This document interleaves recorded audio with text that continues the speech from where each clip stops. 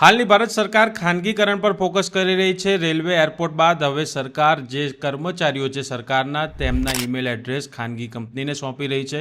Online services છે તે જોહો નામની કંપનીને સરકાર સોંપીને ખાનગીકરણ કરી રહી છે। છેલ્લા એક વર્ષમાં ભારત સરકારે 12 લાખ કર્મચારીઓના ઈમેલ એડ્રેસ જોહો નામની ખાનગી કંપનીને સોંપ્યા છે। તમે કોઈ સરકારી વેબસાઇટ અથવા ઈમેલ એડ્રેસ ખોલશો ત્યારે gov.in જ આવશે, પરંતુ તેનું એક્સેસ, તેનું હોસ્ટિંગ, એ સર્વર તમામ એક્સેસ જોહો પાસે છે।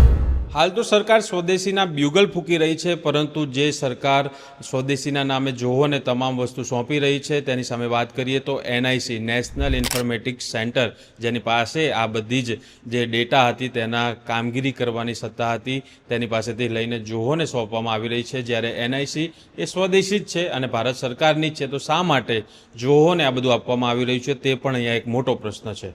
ભારત સરકાર એક કર્મચારી પાછળ 300 રૂપિયાની ચૂકવણી જોહોને કરે છે। જો કુલ કર્મચારીઓની વાત કરીએ તો ભારત પાસે 33 લાખ કર્મચારીઓ છે। આ ખર્ચની વાત કરીએ તો 1600 કરોડ રૂપિયા જેટલી રકમ જોહોને ચૂકવવામાં આવી શકે છે।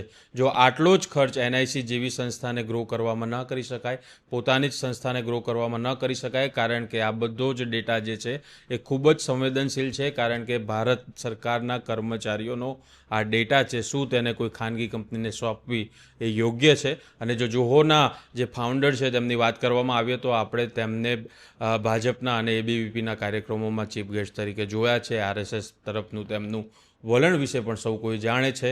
તો શું આ બાબતે તમારો શું મત છે તે તમે ચોક્કસ કોમેન્ટ બોક્સમાં જણાવજો।